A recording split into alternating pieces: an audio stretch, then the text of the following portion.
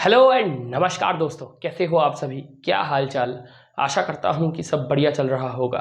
मैं हूँ अर्पण चैटर्जी, आप सभी के दोस्त एंड होस्ट।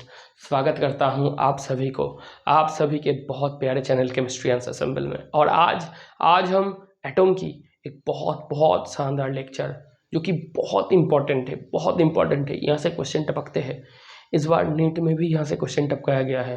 तो बहुत बहुत बहुत इंपॉर्टेंट सा लेक्चर आज होने वाला है, जो कि है बोर थ्योरी से जो कैलकुलेशन आता है, जो रेडियस आता है, जो वेलोसिटी आता है, जो पोटेंशियल एनर्जी आता है, जो काइनेटिक एनर्जी आता है, जो टोटल मैकेनिकल एनर्जी आता है, वो सब कैसे आते हैं, इन सब के बारे में।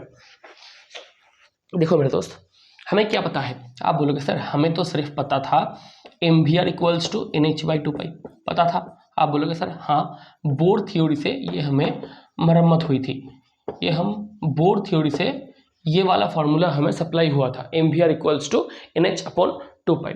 हमें ये भी पता है M V square by R equals to Z square by four pi epsilon zero R square. ये 2 नंबर इक्वेशन था। आप बोलोगे सर ये कहाँ से मिला आपको? मैं बोलूँगा sir F centripetal is equal to F electrostatic था, F centripetal equals to F electrostatic था। आप बोलोगे हाँ सर था। तो आप ये तो बोल सकते हो ना, बोर थ्योरी से आपको मिला था angular momentum equals to N H by two pi. Angular momentum जो कि एच बाई टू पाई, ये वाला जो क्वांटिटी था उसका इंटीग्रल मल्टीपल था, वहाँ से हमें प्रिंसिपल क्वांटम नंबर मिली थी। तो M V R equals to N H by two pi, मतलब angular momentum N H by two pi की बराबर है। और ये क्या है? आप बोलोगे सर ये सेंट्रीपिटल फोर्स है, ये कूलम्बिक फोर्स है या इलेक्ट्रोस्टैटिक फोर्स है।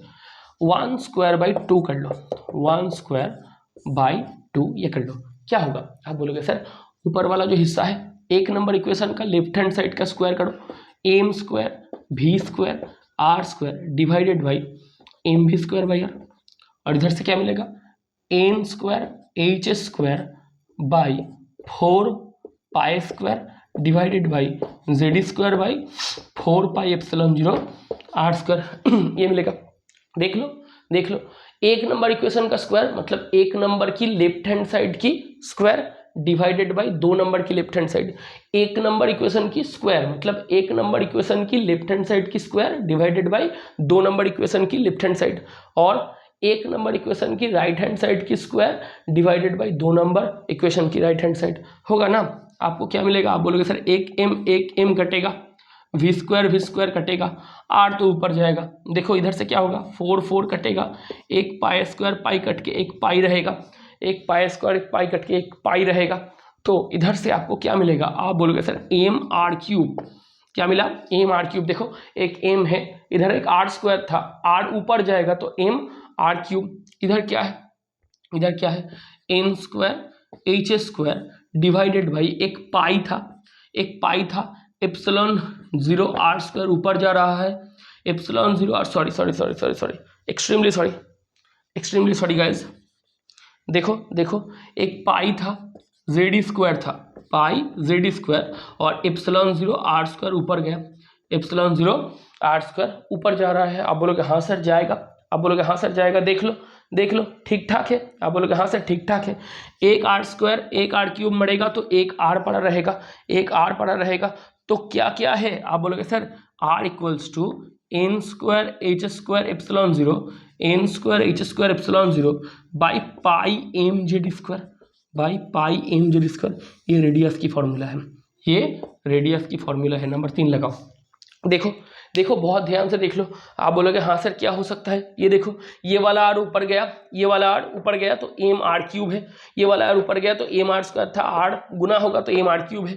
इधर देखो एन स्क्वायर एच स्क्वायर ऊपर था, एन स्क्वायर एच स्क्वायर ऊपर था, एप्सिलॉन जीरो आर स्क्वायर ऊपर जाएगा, एप्सिलॉन जीरो आर स्क्वायर ऊपर जाएगा तो N square H square epsilon zero R square, N square H square epsilon zero R square ऊपर गया तो N square H square epsilon zero R square. इधर देखो जेड स्क्वायर था, ये पाई नीचे आएगा तो पाई जेड स्क्वायर। इधर से आर क्यूब था, इधर से आर स्क्वायर था, आर स्क्वायर और इधर से आर क्यूब कटेगा तो एक आर पड़ा रहेगा, एम को नीचे भेज दो, N square H square epsilon zero by pi M Z square. ये क्या है? आप बोलोगे सर ये हमारा रेडियस है। ये क्या है? ये हमारा रेडियस है। तो क्या आप जेई में नीट में इस इक्वेशन से काम चलाओगे?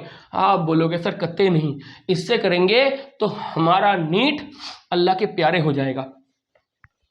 तो देखो बहुत बहुत बहुत बहुत ध्यान से देख लेना, बहुत बहुत बहुत ध्यान से देख लेना।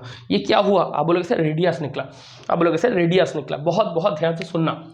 आर क्या है, आप बोलोगे सर रेडियस है, किसकी, सेल की, रेडियस ऑफ सेल। आप बोलोगे आर क्या है, रेडियस ऑफ सेल, जो कि वेरिएबल है, जो कि वेरिएबल है। एन क्या है, प्रिंसिपल क्वांटम नंबर, एन क्या है, प्रिंसिपल क्वांटम नंबर, जो कि सेल नंबर है, जो कि पीरियड नंबर है, जो कि सेल नंबर भी है, जो कि पीरियड नंबर भी है, और जिसका वैल्यू 0 नहीं हो सकता, नेगेटिव नहीं हो सकता, फ्रैक्शन नहीं हो सकता, सिर्फ और सिर्फ पॉजिटिव होल इंटीजर है, पॉजिटिव होल इंटीजर है। सब कुछ लिख लो, सब कुछ लिख लो। एक बार फिर से देखो, फिर से देखो। एन है, एच क्या है, प्लांक कांस्टेंट, एच क्या है, आप बोलोगे सर एच है प्लांक कांस्टेंट, एच क्या है, प्लांक कांस्टेंट। वैल्यू क्या है, 6.626 10⁻⁻34 जूल सेकेंड, और 6.626 10⁻⁻27 आर्ग सेकेंड। सीजीएस का वैल्यू नीचे वाला है, एसआई का वैल्यू ऊपर वाला है। तो देखो आर क्या है लिख दिया, एन क्या है लिख दिया, एच क्या है लिख दिया, एप्सिलॉन 0 क्या है, एप्सिलॉन 0 है परमिटिविटी, एप्सिलॉन 0 क्या है, permittivity of free space, permittivity of free space. मतलब जब कोई वैक्यूम में काम किया जाता है, फ्री स्पेस में काम किया जाता है, वो वाला जो फ्री स्पेस है वो दो चार्ज के बीच में कितना अंदर तक पेनिट्रेट करता है, वो परमिटिविटी है। परमिटिविटी किसका होता है, मीडियम का। बहुत ध्यान से सुन लेना, ये जो परमिटिविटी है ये किसका होता है, मीडियम का। किसका, मीडियम का। तो भाई साहब दो चार्ज के बीच में, दो चार्ज के बीच में एक मीडियम, जिस मीडियम में वो दो चार्ज था, वो मीडियम उस दोनों चार्ज के अंदर तक कितने पेनिट्रेट कर रहा है, उसको आप परमिटिविटी के नाम से जानोगे। ये क्या है, आप बोलोगे सर 8.854 10⁻⁻12। क्या है, 8.854 10⁻⁻12। हमें इसकी यूनिट नहीं पता है, हमें इसकी यूनिट नहीं पता है, तो क्या करेंगे, निकलवा लो। आप बोलोगे सर कूलम की लॉ लगवाओ, कूलम की लॉ लगवाओ। क्या है, F = 1/4 pi epsilon 0 Q1 Q2 अपन R² Q1 Q2 अपन R²। एप्सिलॉन 0 क्या है, आप बोलोगे sir 1/4 pi Q1 Q2 by F_R² Q1 Q2 by F_R²। मैं बोलूंगा जी बिल्कुल है।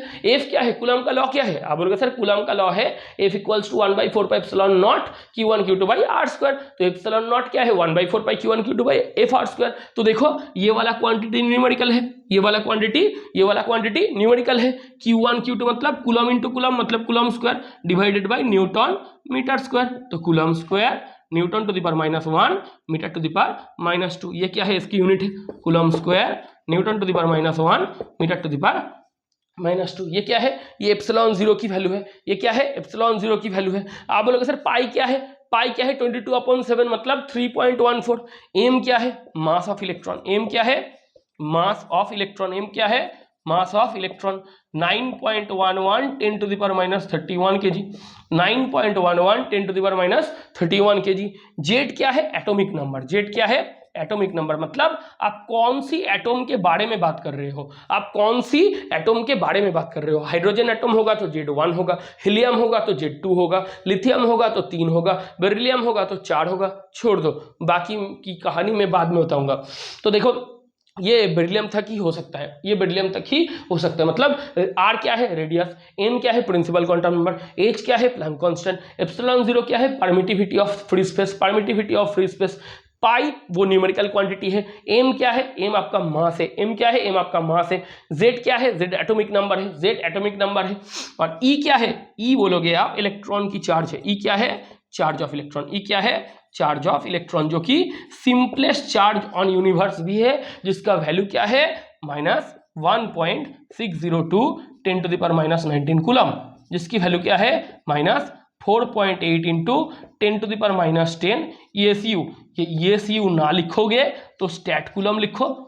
क्या लिखोगे, स्टैट कूलम लिखो। और अगर ये भी ना लिखना चाहो तो गाउस लिखो, तो गाउस लिखो। एक ही चीज है, एक ही चिड़िया का नाम ये सब है। ESU मतलब इलेक्ट्रोस्टैटिक यूनिट, ESU मतलब इलेक्ट्रोस्टैटिक यूनिट। मतलब ये सबको लिख लो, इन सबको पहले से लिख लो, पहले इनको रट्टा मरवाओ। ये सब कंस्टेंट है, ये पूरा का पूरा जो कच्चा चिट्ठा है ये सब कांस्टेंट है, ये सब कांस्टेंट है। सिर्फ और सिर्फ ये एन कांस्टेंट नहीं है, जेड कांस्टेंट नहीं है, ये दोनों वेरिएबल है, ये दोनों वेरिएबल है, ये भी वेरिएबल है, ये भी वेरिएबल है। क्यों? आप बोलोगे सर कौन सी एटम के लिए निकलवाओगे? वो जेड है। आप बोलोगे सर कौन सी एटम के लिए निकलवाओगे? वो जेड है। कौन सी सेल के लिए निकलवाओगे? वो एन है। तो मतलब आप बोलोगे सर जेड क्या है? कौन सी एटम की आप रेडियस निकलवाना चाहते हो, वो एटम की जो नंबर है, वो एटॉमिक नंबर है, प्रोटॉन नंबर है। ये एटॉमिक नंबर ही क्या है? आपका प्रोटॉन नंबर है। क्या नंबर है? प्रोटॉन नंबर है। क्या नंबर? Proton number. तो आप एक बात को बहुत ध्यान से, बहुत गौर फरमा के सुनिए कि मैं ये बोलना चाहता हूं कि जो सेल के लिए आप बात छेड़ोगे वो सेल क्या है? एन है। तो वो वेरिएबल है। तो वो वेरिएबल है। और कौन सी एटम के लिए बोलोगे? वो भी वेरिएबल है। इसको हटाए। ये जो पूरा किस्सा है, ये जो पूरा किस्सा है, ये इसमें लिख दिया हमने। तो देखो मेरे दोस्त, ये सब लिखने के बाद, 3 नंबर इक्वेशन लिखने के बाद आप क्या ये बोल सकते हो कि इधर से बहुत सारा क्वांटिटी आपको गिफ्ट में वैल्यू के तौर में सर ने दिया है? सर ने नहीं दिया है, ये सब वैल्यू है। ये सब वैल्यू है। आर क्या था? आप बोलोगे sir N square H square epsilon 0 pi M Z square, pi M Z square. ये था ना? ये था ना? आप बोलोगे sir H square epsilon 0 pi M E square, ये सब कांस्टेंट है। ये सब कांस्टेंट है। ये सब कांस्टेंट है। देखो h मतलब प्लैंक कांस्टेंट, h का स्क्वायर वो भी constant, epsilon 0 permittivity of free space constant, pi numerical quantity constant, m mass of electron 9.11 10 to the power minus 31 kg constant, e charge of electron 1.602 10 to the power minus 19 coulomb constant. और variable क्या क्या है? आप बोलोगे sir n square upon Z, n square upon Z. इसका जो value है वो 0.53 एंगस्ट्रॉम पड़ता है। 0.53 एंगस्ट्रॉम पड़ता है। आप बोलोगे सर हम इसी की इंतजार में थे जो आपने हमारे सामने रखा है। 4 नंबर इक्वेशन लगवाओ। ये 3 नंबर इक्वेशन था। हमें जो शायद पता है, मैं भूल जाता हूं कभी कभी, ये 3 नंबर इक्वेशन था, तो इसको 4 नंबर इक्वेशन लगवाओ। ये आपकी ब्रह्मास्त्र है। ये आपकी ब्रह्मास्त्र है। आप इससे खेलोगे। आप इससे जेईई मेन, नीट कुछ भी निकलवाओगे, कुछ भी निकलवाओगे। इसको पिकोमीटर में कन्वर्ट कर लो। कभी कभी 52 पॉइंट कुछ आता है, 52 पॉइंट कुछ आता है, कुछ समथिंग आता है। ये 52.9 समथिंग कुछ आता है पिकोमीटर में। तो 0.53 एंगस्ट्रॉम है। क्या है? 0.53 एंगस्ट्रॉम है। तो मेरे दोस्त एन क्या है? आप बोलोगे सर सेल नंबर है। एन क्या है? सेल नंबर है। तो मेरे दोस्त n इक्वल्स टू 1 मतलब के सेल, n इक्वल्स टू 2 मतलब L shell, n is equal to 3 मतलब M shell, n is equal to 4 मतलब एन सेल। आप बोलोगे सर बधाई हो, हमें सब कुछ पता चल गया। n क्या है हमें पता चल गया। आप बोलोगे सर h एटम है। क्या एटम है? h एटम है। तो z इक्वल्स टू 1 है। आप बोलोगे सर हीलियम है, तो z इक्वल्स टू 2 है। आप बोलोगे सर लिथियम है, तो z इक्वल्स टू 3 है। पता है ना? पता है ना बच्चों? बेरिलियम है तो z इक्वल्स टू 4 है। इस तक हो सकता है, इस तक हो सकता है। देखो देखो देखो देखो। तो आप बोलोगे सर हमें अगर कोई एटम के बारे में पता करे तो आप जेड से बोलोगे, मतलब कौन सी एटम के लिए निकलवाने के लिए बोल रहा है, आप जेड से खेलो। उस एटम की किस सेल के बारे में बोल रहा है, आप एन से खेलो। मतलब किस एटम के लिए आपको बोल रहा है? जेड है। किस एटम के लिए बोल रहा है? जेड है। कौन सी सेल के लिए बोल रहा है? प्रिंसिपल क्वांटम नंबर एन है। इसको लिख लो, इसको लिख लो, कॉपी में छापो। छापना हो गया? मिटाए? हाँ बोलोगे सर 4 नंबर क्वेश्चन तक हमें रेडियस की पता चल गई है। किसकी? रेडियस की। तो थोड़ा सा खेले? आप बोलोगे सर हाँ सर खेलिए। क्या हो सकता है? बहुत कुछ हो सकता है। देखो मेरे दोस्त एच एटम, इसके लिए आप R for K shell, R for K shell for H atom निकलवाओ। आप बोलोगे sir 0.53 N square upon Z angstrom, N square upon Z angstrom. तो 0.53 एन क्या है? के लिए एन क्या है? 1 स्क्वायर, जेड क्या है? 1, तो 0.53 एंगस्ट्रॉम, 0.53 एंगस्ट्रॉम।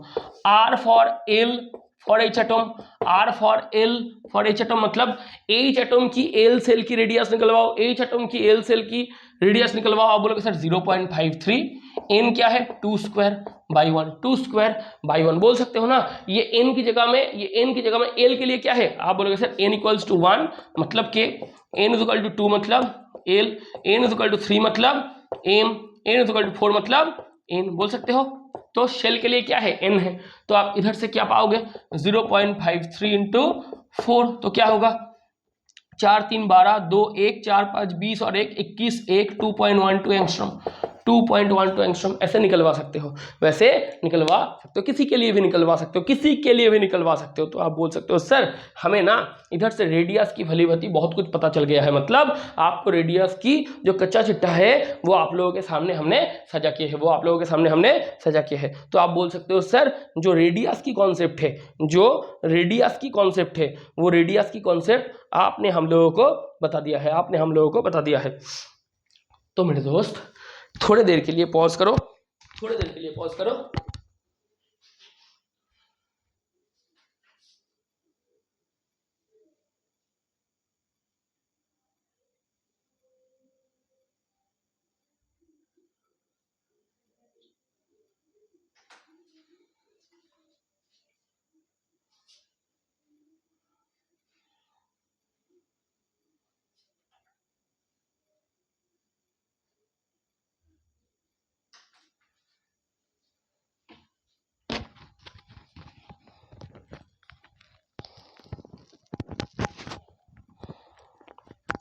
सॉरी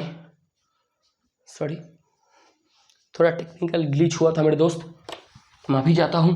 अब देखो, अब आप क्या बोल सकते हो, अब बोलोगे कि सर हमें रेडियस तो पता चल गया है, अब वेलोसिटी निकलवाओ।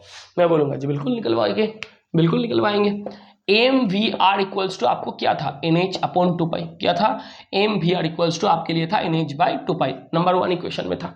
आप बोलोगे हाँ सर था, तो नंबर 1 इक्वेशन आपके लिए क्या था, M V R equals to N H by 2 pi. M V R क्या है, आप बोलोगे सर आर की पता हमें चली है, N square H square epsilon 0 by pi M Z square.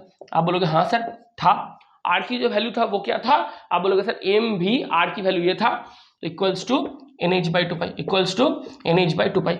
आपको बोला जाएगा रेडियस की जो वैल्यू है वो नंबर 3 इक्वेशन में था, एन स्क्वायर एच स्क्वायर जो पूरा वैल्यू है, जो पूरा फॉर्मुलेशन है, N square H square epsilon 0 by pi M Z square, और जो एक्चुअल मैथमेटिक्स के लिए आप काम पे लोगे 0.53 N square by Z angstrom, उससे आपको काम फतेह हो जाएगा। तो देखो ये सब अगर आपको बोला दिया जाएगा तो आप बोलोगे सर क्या क्या कटेगा, आप बोलोगे सर क्या क्या कटेगा, पाई पाई कट रहा है, एम एम कट रहा है, और देखो N square H square cut रहा है, तो एन एच पड़ा है, तो एन एच पड़ा है, तो क्या होगा v equals to Z square by 2 N H epsilon 0। v क्या है, Z square by 2 N H epsilon 0, ये 5 नंबर इक्वेशन होगा, शायद ये 5 नंबर इक्वेशन होगा। तो आप बोलोगे सर इधर से हमें क्या पता चला, v equals to Z square by 2 N H epsilon 0। अब देख मेरे दोस्त, v इक्वल्स टू क्या है, तू बोलेगा सर ई स्क्वायर क्या है, कांस्टेंट है, ई क्या है, कांस्टेंट है, तो स्क्वायर भी क्या है, कांस्टेंट है, 2 कांस्टेंट है, h कांस्टेंट है, एप्सिलॉन 0 कांस्टेंट है, z बाई n ये वेरिएबल है, ये वेरिएबल है, ये 6 नंबर इक्वेशन है, ये 6 नंबर इक्वेशन है। और इसकी जो वैल्यू है वो क्या है, 2.18 10 to the power 6 Z by N metre per second, क्या है, मीटर पर सेकेंड, क्या है, मीटर पर सेकेंड। ये क्या है, 7 नंबर इक्वेशन है, क्या है, 7 नंबर इक्वेशन है। तो तू क्या बोलेगा, मैं बोलूंगा सर ये जो इक्वेशन है v equals to Z square by 2 N H epsilon 0 ये इधर से मिला। आपको बोला जाएगा जो 1 नंबर इक्वेशन है उस 1 नंबर इक्वेशन में रेडियस की वैल्यू निकलवाओ, उस 1 नंबर इक्वेशन में रेडियस की वैल्यू पुट कर दो, तो रेडियस की वैल्यू पुट करने से आपको क्या मिल रहा है, वेलोसिटी मिल रहा है। आपको क्या मिल रहा है मेरे दोस्त, आप बोलोगे सर वेलोसिटी मिल रहा है, तो इधर से E square constant, 2 constant, h constant, epsilon 0 constant, constant की वैल्यू को ब्रैकेट में डाल दो, वेरिएबल को बाहर डाल दो, तो इधर से ये कांस्टेंट की एक वैल्यू आएगा, वो है ये 2.18 10 to the power 6 Z by N metre per second. ये भी आपकी ब्रह्मास्त्र जैसी है, ये भी आपकी ब्रह्मास्त्र जैसी है, इसको भी आप काम पे ले सकते हो। मतलब किसी भी एटम के लिए देखो एक बार, ये 2.18 10 टू द पावर 6 क्या है, ये आपका कांस्टेंट वैल्यू है, ये आपका क्या है, कांस्टेंट वैल्यू है। जेड क्या है, एटॉमिक नंबर, जेड क्या है, एटॉमिक नंबर। मतलब आप कौन सी एटम के लिए निकलवाना चाहते हो, मतलब आप कौन सी एटम के लिए निकलवाना चाहते हो वो जेड है, वो जेड है, और कौन सी सेल के लिए निकलवाना चाहते हो वो एन है। तो एच एटम के लिए एक निकलवाओ, एच एटम के लिए आप क्या निकलवा सकते हो, मैं बोलूंगा सर एच एटम के लिए एल सेल के लिए निकलवाओ। किसके लिए, एल सेल के लिए। तो क्या होगा, आप बोलोगे sir v equals to 2.18 10 to the power 6 10 to the power 6, तो क्या होगा, z की वैल्यू क्या है 1, z की वैल्यू क्या है 1, n की वैल्यू l के लिए क्या है 2, तो 2 1 09 1.09 10⁶ मीटर पर सेकंड, 10⁶ मीटर पर सेकंड। बोल सकते हो ना, बोल सकते हो ना? मैं बोलूंगा जी बिल्कुल सर बोल सकते हो, जी बिल्कुल बोल सकते हैं। और एक को निकलवाओ, मतलब आप क्या करोगे, हीलियम एटम के लिए निकलवाओ, हीलियम एटम के लिए एल शेल, हीलियम एटम के लिए एल शेल क्या होगा? आप बोलोगे सर V इक्वल्स टू 2.18 10⁶, ये कांस्टेंट वैल्यू है, ये कांस्टेंट वैल्यू है। हीलियम के लिए जेड क्या है? 2 है, हीलियम के लिए जेड क्या है? 2 है। एल शेल के लिए क्या है? 2 है, 2 कट जाएगा, 2.18 10⁶ मीटर पर सेकंड। ये हो सकता है, ऐसे हो सकता है। मतलब आप वेलोसिटी भी निकलवा सकते हो, आप वेलोसिटी भी निकलवा सकते हो। कोई बात नहीं, कोई बात नहीं मेरे दोस्त, इसको हटाए। तो आपके सामने सर ने दो चीज, रदरफोर्ड ने जो लिमिटेशन बोली थी उस लिमिटेशन में से आपको दो चीज बोर्ड ने सीधा हाथ निकलवा दिया। आप बोलोगे सर क्या क्या मिला? mvr इक्वल्स टू nh/2π, ये एक मिला था। और क्या मिला? mv²/r इक्वल्स टू z²/4πε0r², ये एक मिला था आपको। और क्या मिला? r equals to n²h²ε0 πmz², ये एक मिला था। इधर से ही आपको मिला था 0.53 n²/z एंगस्ट्रॉम, ये एक मिला था। ये भी रेडियस का फॉर्मूला है। v इक्वल्स टू आपको क्या मिला? z²/2nh⁶, ये एक मिला था। और क्या मिला?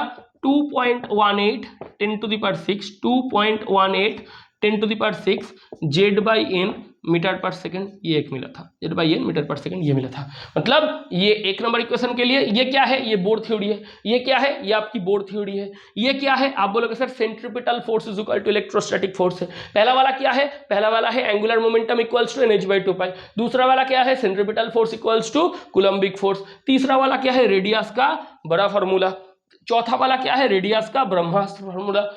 पांचवा वाला क्या है? वेलोसिटी का बड़ा फॉर्मूला। छठा वाला क्या है? वेलोसिटी का ब्रह्मास्त्र फॉर्मूला।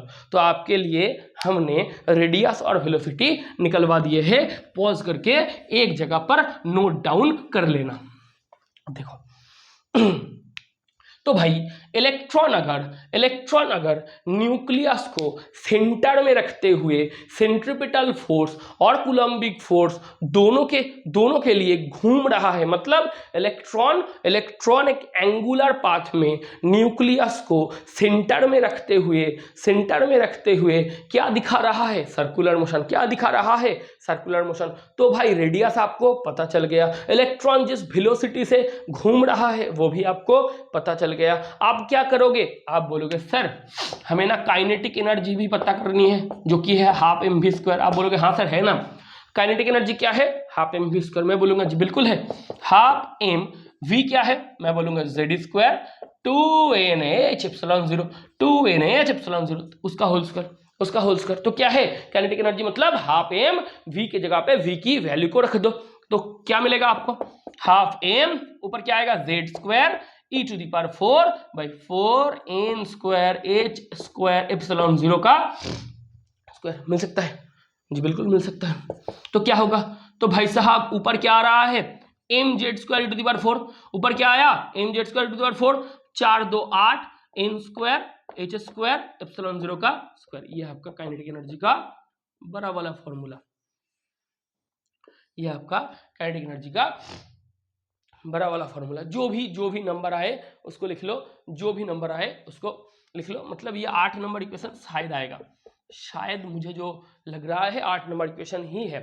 तो आप बहुत ध्यान से देखो, जो काइनेटिक एनर्जी है उसकी फॉर्मूला आपको इधर से पता चल चुकी है। वेलोसिटी की वैल्यू रख दो तो ये आएगा, ये है आपका काइनेटिक एनर्जी की फॉर्मूला। ऊपर वाला हिस्से को थोड़ा सा मिटाते हैं क्योंकि आप बोलोगे सर ऊपर वाला हिस्सा की हमें कोई जरूरत नहीं है।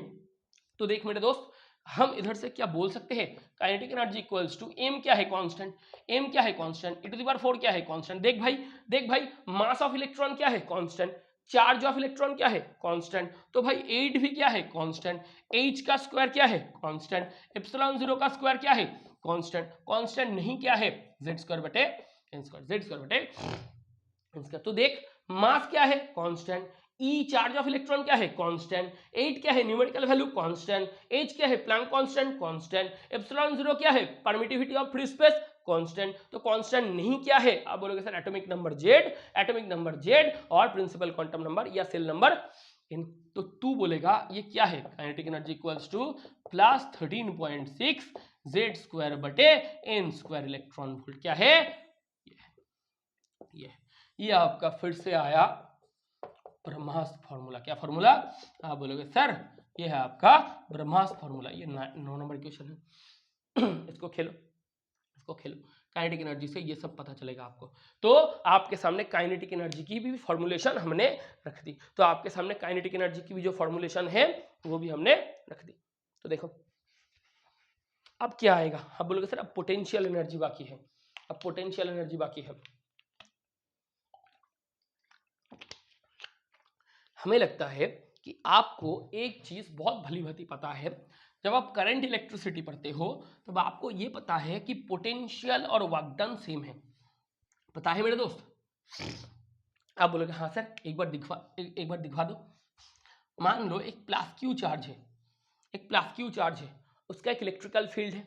तो ये क्या है, प्लस क्यू चार्ज की इलेक्ट्रिक फील्ड। क्या है, प्लस क्यू चार्ज की इलेक्ट्रिक फील्ड।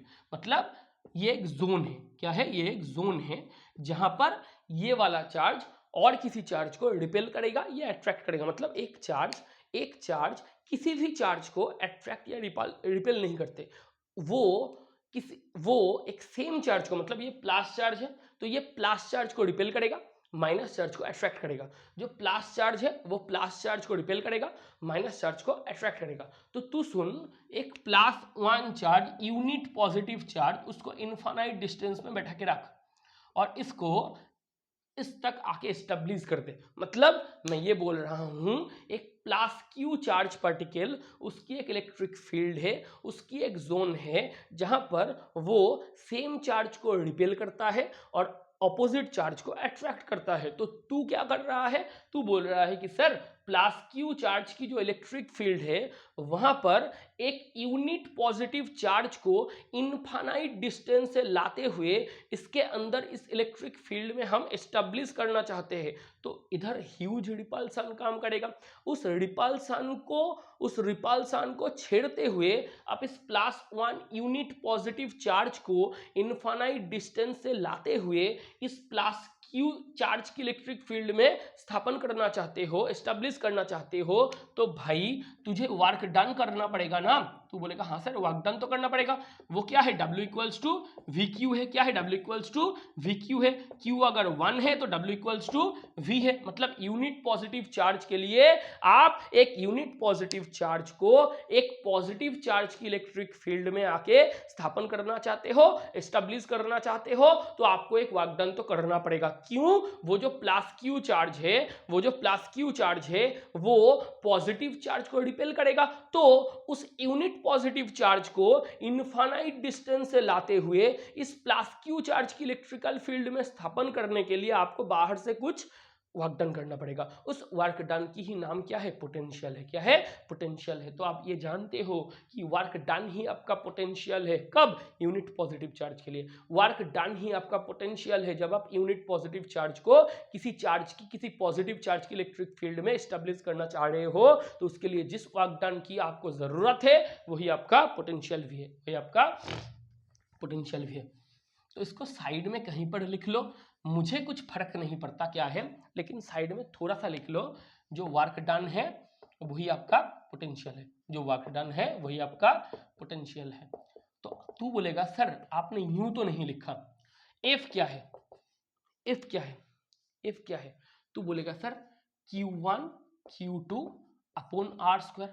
अगर K इक्वल्स टू 1 है तो F equals to Q1 Q2 by R square. अगर K इक्वल्स टू जो डाइलेक्ट्रिक कांस्टेंट है या जो एप्सिलॉन बाई एप्सिलॉन 0 है, मतलब फ्री स्पेस की परमिटिविटी के रिस्पेक्ट में किसी भी मीडियम की परमिटिविटी की जो एक्चुअल रेशियो है, मतलब ये एप्सिलॉन क्या है, जिस मीडियम में आप चार्ज को ला रहे हो। ये एप्सिलॉन क्या है, जिस मीडियम में आप चार्ज को ला रहे हो उस मीडियम की परमिटिविटी, मतलब ये है permittivity of the medium where the two charges are situated, मतलब ये क्या है, ये मीडियम की परमिटिविटी है। ये क्या है, ये फ्री स्पेस की परमिटिविटी है। तो मीडियम की परमिटिविटी और फ्री स्पेस की परमिटिविटी की जो रेशियो है, या फ्री स्पेस की परमिटिविटी के रिस्पेक्ट में किसी भी मीडियम की परमिटिविटी कितना है, वही आपका क्या है, रिलेटिव परमिटिविटी। यही आपका क्या है, एप्सिलॉन आर भी है। यही आपका क्या है,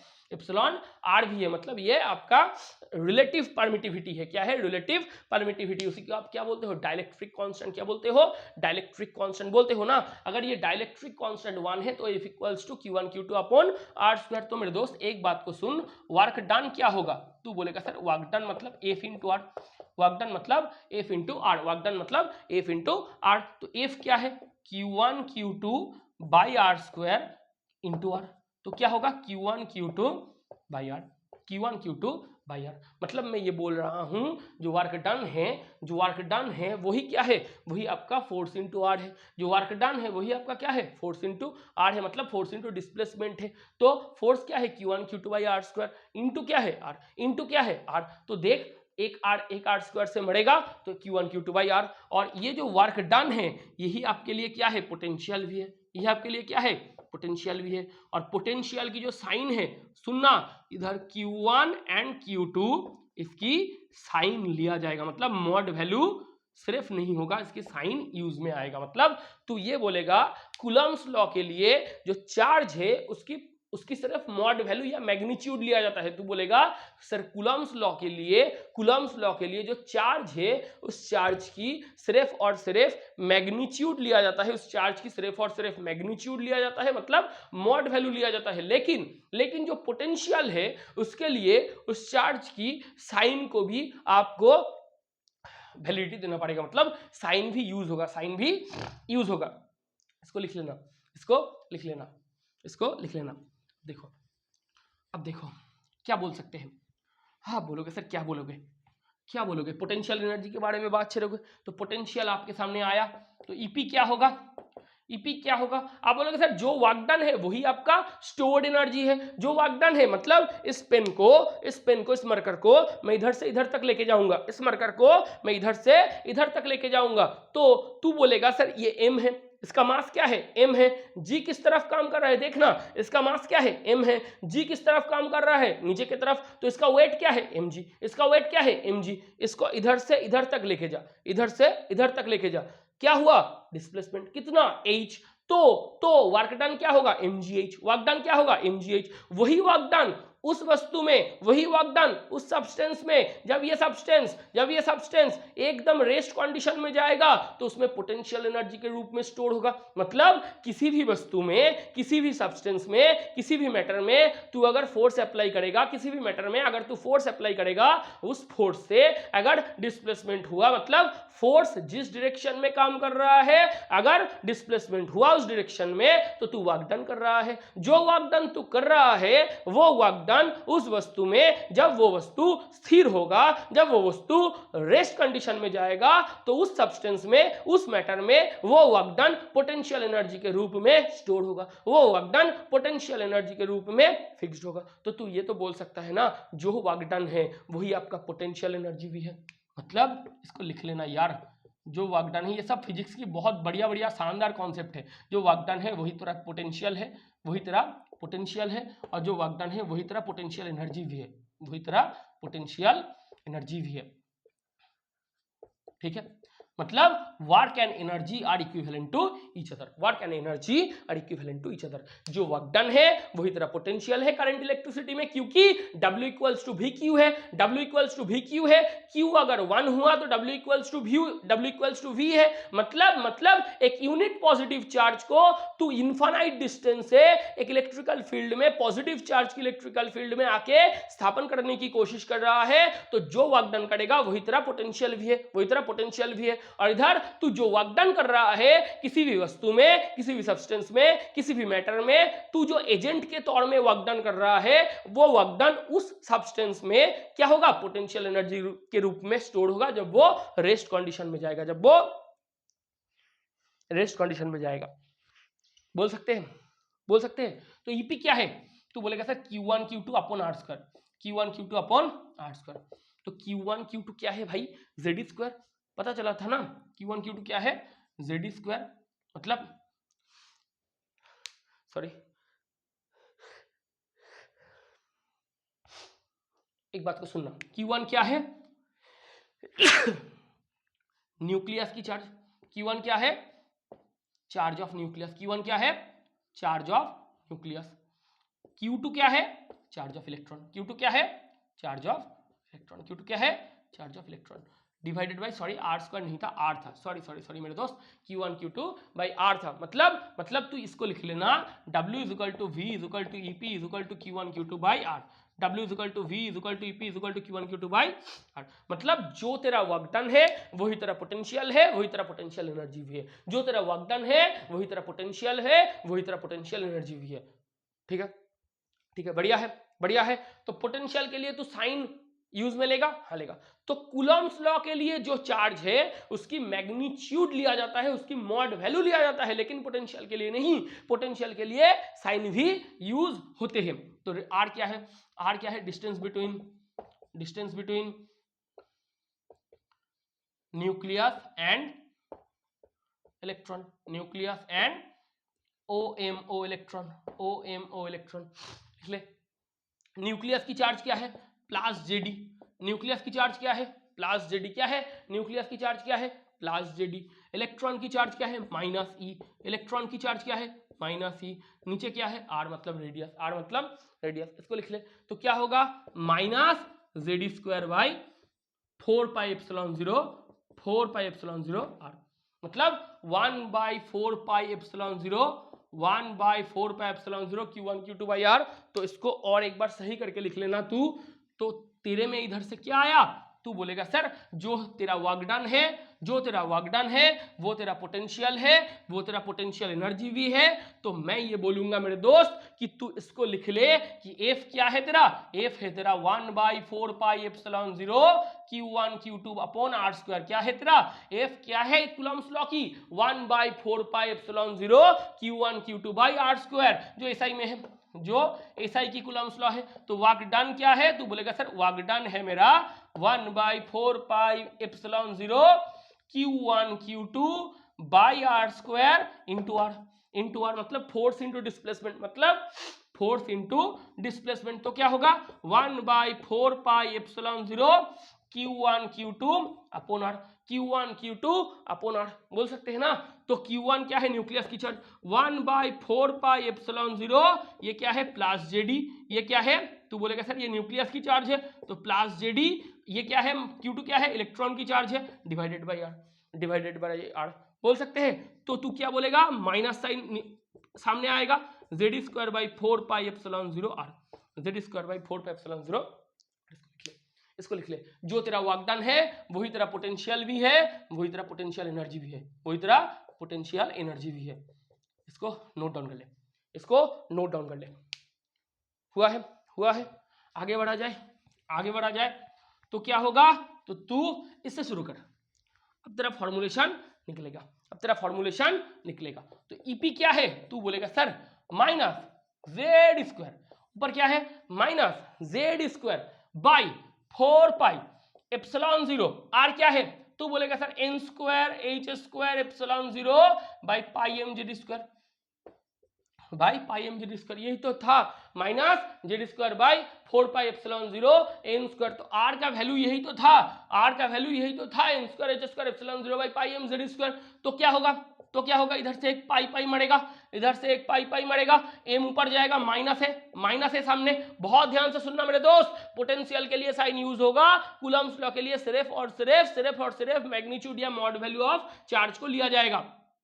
तो तू देख क्या होगा, तू बोलेगा सर m ऊपर जाएगा, हाँ जाएगा, m ऊपर जाएगा, हाँ सर जाएगा, और क्या होगा, और क्या होगा, z ऊपर जाएगा, हाँ सर m भी आया, जेड स्क्वायर भी आया, ई टू दी पावर 4 भी आया। देख देख देख देख देख, एम ऊपर जाएगा, एम ऊपर जाएगा तो एम आएगा, जेड और Z, Z square, E square और E square, E to the power 4। इधर से क्या आया, 4 N square H square epsilon zero square, क्या आया, 4 N square H square epsilon zero का स्क्वायर। ये है आपका एक्चुअल पोटेंशियल एनर्जी, ये आपका एक्चुअल की पोटेंशियल एनर्जी, ये है आपका एक्चुअल की पोटेंशियल एनर्जी। क्या होगा, तू बोलेगा सर ये 10 नंबर इक्वेशन है, जो भी था शायद यही था, मुझे पता नहीं, अगर सही नहीं है तो तू 10 को 9 या 11 कर लेना, शायद 10 है। तो तू देख, ये आया ना, ये आया ना, एक बात को ध्यान में रख, ई के क्या था, plus M Z square E to the power 4 by 8 N square H square epsilon zero square, ये था। तू देख ले, ई के का वैल्यू ये था, प्लस था M Z square E to the power 4 8 N square H square epsilon zero square, क्या था, 8 N square H square 8 N square H square epsilon zero का स्क्वायर था। तू देख लेना, यही था, ई के यही था। तो तू देख, इधर 4 है ना, इधर 4 है ना डिनोमिनेटर में, इसको 8 बनाया जाए, क्योंकि जब तू एडिशन करेगा तो ये नीचे वाला हिस्सा, नीचे वाला पोर्शन सही होना चाहिए, नीचे वाला पोर्शन सेम होना चाहिए। तो तू क्या करेगा, इधर से एक 2 गुना कर ले, ऊपर एक 2 गुना कर ले, तो क्या होगा, M Z square sorry M Z square to the power 4 by 8 N square H square epsilon zero का स्क्वायर। मतलब तूने एक बार ऊपर 2 गुना किया है, नीचे भी 2 गुना किया है, ऊपर से 2 गुना किया है, नीचे भी 2 गुना किया है। इसको थोड़ा सा हटा लेना, इसको थोड़ा सा हटा लेना। ये हमने सिर्फ आप लोगों को क्यों बताया, काइनेटिक एनर्जी जब तू कर रहा था, जब तू काइनेटिक एनर्जी की फॉर्मुलेशन देख रहा था तब डिनोमिनेटर में 8 था, जब काइनेटिक एनर्जी की अब तू फॉर्मुलेशन देख रहा था तब डिनोमिनेटर में 8 था, इसलिए हमने इसको 8 बनाने के लिए ऊपर 2 से गुना किया है, 8 बनाने के लिए ऊपर 2 से गुना किया है, नीचे भी 2 से गुना किया है। तो तू देख, ऊपर क्या है, 2 minus 2 into M Z square to the power 4 by इधर 8 N square H square epsilon zero square. लिख सकता है, लिख सकता है, बोलेगा हाँ सर लिख सकते हैं। EP equals to -2 into M क्या है, कांस्टेंट है, एम क्या है, कांस्टेंट है, ई टू द पावर 4 क्या है, कांस्टेंट है, 8 क्या है, कांस्टेंट है, एच स्क्वायर क्या है, कांस्टेंट है, एप्सिलॉन जीरो का स्क्वायर क्या है, कांस्टेंट है, कांस्टेंट क्या क्या नहीं है, जेड स्क्वायर बटे एन स्क्वायर, जेड स्क्वायर बटे एन स्क्वायर, जेड स्क्वायर बटे एन स्क्वायर, जेड स्क्वायर बटे एन स्क्वायर। क्यू, जेड क्या है एटॉमिक नंबर, एन क्या है शेल नंबर, जेड क्या है एटॉमिक नंबर, एन क्या है शेल नंबर। तो इसको भी लिख ले, तो तू इसको भी लिख ले, इसको भी लिख ले, इसको 11 नंबर इक्वेशन डाल दे, इसको 11 नंबर इक्वेशन डाल दे। क्यों, क्यों, तूने कांस्टेंट वैल्यू के एक तरफ लिख लिया है, तूने कांस्टेंट वैल्यू को एक तरफ लिख लिया है। अब क्या होगा, अब क्या होगा, इसको क्या ही किया जाए। तू बोलेगा सर इधर से एक काम होगा, क्या काम होगा, ईपी इक्वल्स टू -2 को लिख ले, ये क्या है 13.6 है ना, ये क्या है 13.6 है ना, इंटू जेड स्क्वायर बटे एन स्क्वायर इलेक्ट्रॉन वोल्ट, ये तेरा ब्रह्मास्त्र फॉर्मूला है, ये 12 नंबर इक्वेशन डाल दे। मतलब तुझे काइनेटिक एनर्जी भी शॉर्ट टर्म में आई थी, पोटेंशियल एनर्जी भी शॉर्ट टर्म में आई है, काइनेटिक एनर्जी भी शॉर्ट टर्म में आई थी, पोटेंशियल एनर्जी भी शॉर्ट टर्म में आई है। पोटेंशियल एनर्जी के लिए हमने बहुत सारे शब्द खर्च करवा दिए, तो देख लेना पोटेंशियल एनर्जी भी आसान ही है। तो तू देख एक बात को बहुत ध्यान से, बहुत बहुत बारीकी से, तो तुझे क्या मिला मैं बोलूंगा, तू एक चीज को देख ले, काइनेटिक एनर्जी तुझको क्या मिला था, मैं बोलूंगा प्लस 13.6 जेड स्क्वायर बटे एन स्क्वायर इलेक्ट्रॉन वोल्ट, तुझे ये मिला था, क्या मिला था, प्लस 13.6 जेड स्क्वायर बटे एन स्क्वायर इलेक्ट्रॉन वोल्ट। या तुझे जो बड़ा वाला फॉर्मूला था उससे क्या मिला था, M Z square E to the power 4 by 8 N square H square epsilon zero square, ये मिला था, ये भी मिला था, ये भी मिला था, ये यही तो था ना, यही तो था ना। और पोटेंशियल एनर्जी तुझे क्या मिल रहा है, तो बोलेगा सर पोटेंशियल एनर्जी मुझे मिला -2 into M sorry Z square E to the power 4 by पूरा का पूरा सेम था 8 N square H square epsilon zero का स्क्वायर, ये था, ये तेरे पोटेंशियल एनर्जी है, ये तेरे पोटेंशियल एनर्जी है। और पोटेंशियल एनर्जी तुझे और क्या मिला, -2 13.6 जेड स्क्वायर बटे एन स्क्वायर इलेक्ट्रॉन वोल्ट, ये मिला, ये भी मिला, ये भी मिला, मिला ना। अब मैकेनिकल एनर्जी क्या है मेरे दोस्त, मैकेनिकल एनर्जी है ईपी प्लस ई के।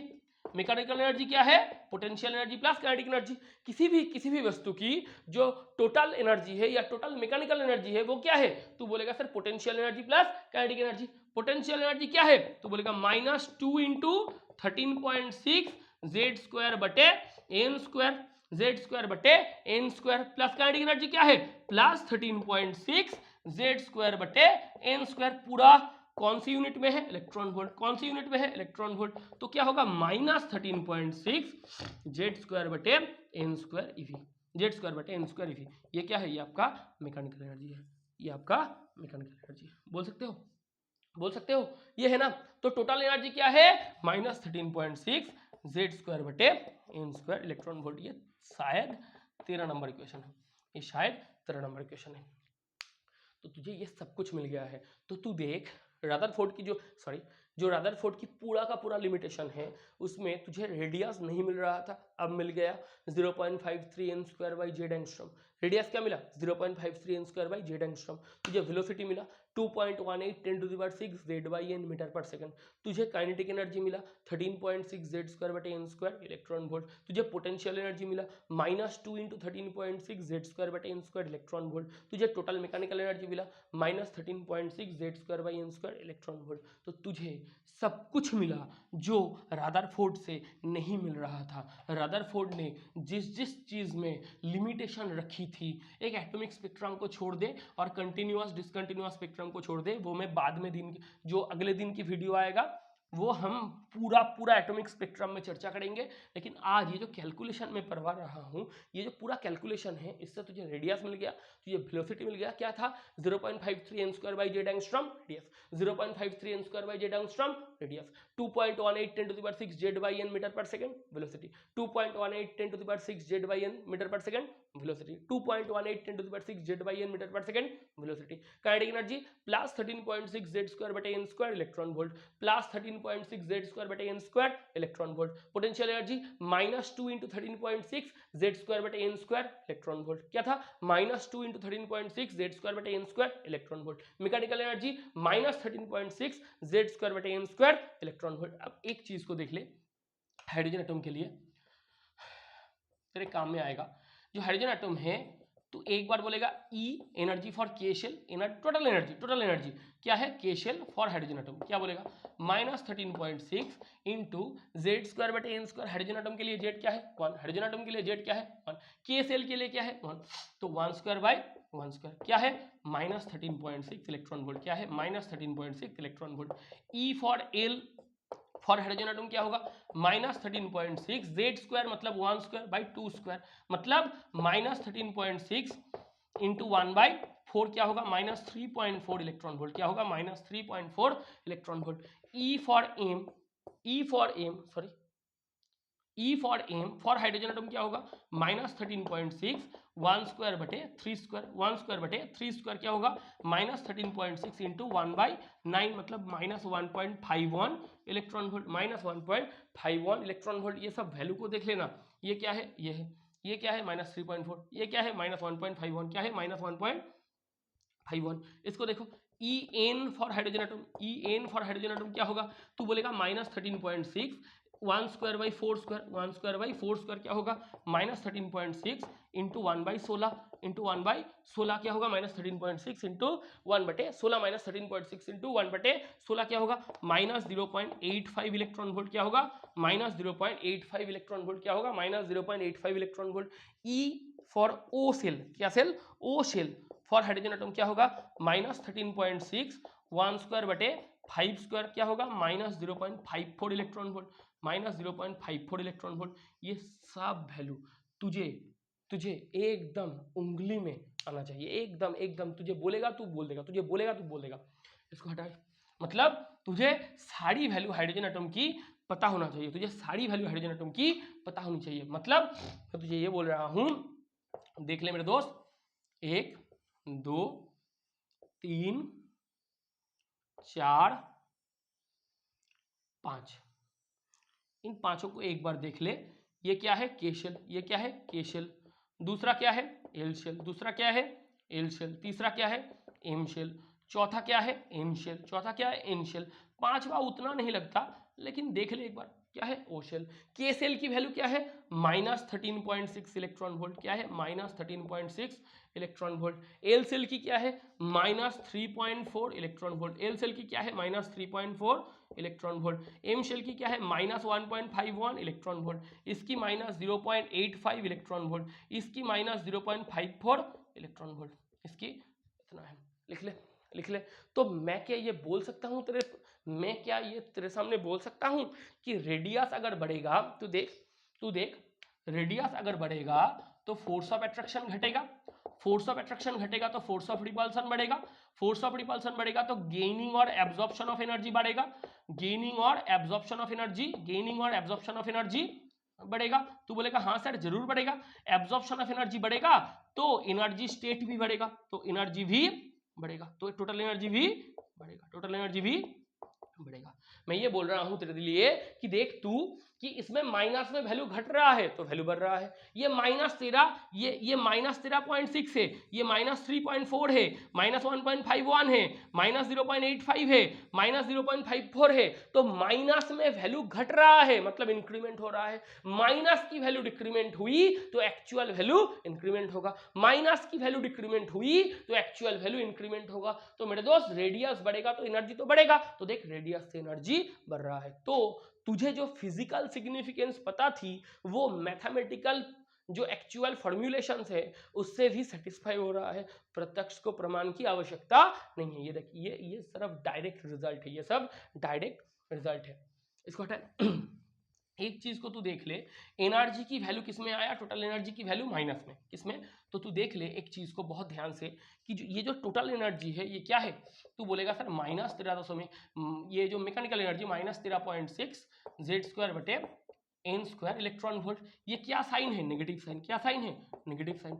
नेगेटिव साइन मतलब एनर्जी की लिबरेशन, नेगेटिव साइन मतलब कहीं पर भी नेगेटिव साइन आएगा तो तू क्या बोलेगा सर एनर्जी की लिबरेशन हो रहा है। क्या हो रहा है, एनर्जी की लिबरेशन हो रहा है। एनर्जी की लिबरेशन हो रहा है तो फोर्स ऑफ अट्रैक्शन आएगा, मतलब हमें तो ये पता है ना attraction liberated energy repulsion gain energy, attraction liberated energy repulsion gain energy. तो नेगेटिव साइन मतलब एनर्जी की लिबरेशन, तो फोर्स ऑफ अट्रैक्शन बढ़ेगा, तो फोर्स ऑफ अट्रैक्शन बढ़ेगा मतलब नेगेटिव एनर्जी जितनी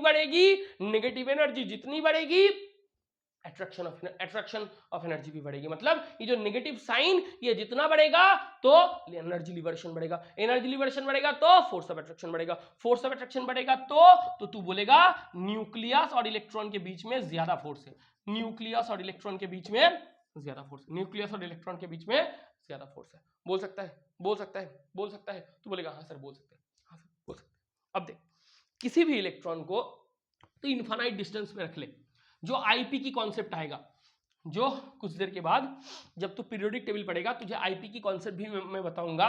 तू एक बात सुन कि इलेक्ट्रॉन ये जो एनर्जी है ये इनफाइनाइट सेल के लिए निकलवा, हाइड्रोजन एटम के लिए इनफाइनाइट सेल के लिए निकलवा, तो तू क्या बोलेगा सर -13.6 Z² बटे n², तो 1² बटे इनफाइनाइट की स्क्वायर, कहीं पर भी इंफिनिटी नीचे आएगा तो क्या होगा जीरो, क्या होगा जीरो, तो तू क्या बोलेगा इसकी एनर्जी क्या है जीरो। तो मैं ये बोल रहा हूं किसी भी एटम के लिए इलेक्ट्रॉन अगर इनफाइनाइट डिस्टेंस में रहेगा, किसी भी एटम के लिए अगर इलेक्ट्रॉन इनफाइनाइट डिस्टेंस में रहेगा तो क्या न्यूक्लियस उस इलेक्ट्रॉन को अपने तरफ खींचेगा, नहीं खींचेगा, एनर्जी जीरो है। तो देख एनर्जी जीरो है मतलब E tends to zero if R tends to infinity, if R tends to infinity मतलब n टेंड्स टू इन्फिनिटी, मतलब n टेंड्स टू इन्फिनिटी, मतलब E is equal to -13.6 Z² बटे n²। किसी भी एटम के लिए, किसी भी एटम, वो हाइड्रोजन हो, हीलियम हो, लिथियम हो, बेरिलियम हो, कुछ भी हो, किसी भी एटम के लिए तो तू किसी भी एटम के लिए अगर तू रेडियस को इन्फिनिटी मान रहा है मतलब इलेक्ट्रॉन कहां पर है, इनफाइनाइट डिस्टेंस में। इलेक्ट्रॉन कहां पर है, अगर इलेक्ट्रॉन इनफाइनाइट डिस्टेंस में है तो भाई रेडियस भी क्या है, तो तू बोलेगा इलेक्ट्रॉन अगर इनफाइनाइट डिस्टेंस में है तो रेडियस इन्फिनिटी है, रेडियस इनफाइनाइट है तो प्रिंसिपल क्वांटम नंबर भी इनफाइनाइट है, प्रिंसिपल क्वांटम नंबर भी इनफाइनाइट है। तो n की जगह पर तू इन्फिनिटी बैठाएगा तो E जीरो होगा, तो E जीरो होगा मतलब इनफाइनाइट डिस्टेंस में कोई भी इलेक्ट्रॉन रहेगा तो न्यूक्लियस उसको कितनी एनर्जी से खींचेगा अपने तरफ, जीरो एनर्जी। किसी भी इलेक्ट्रॉन को तू इनफाइनाइट डिस्टेंस में बैठा के रख तो न्यूक्लियस उस इलेक्ट्रॉन को कितनी एनर्जी से अपने तरफ खींचेंगे, जीरो एनर्जी। तो इधर यहां तक हमने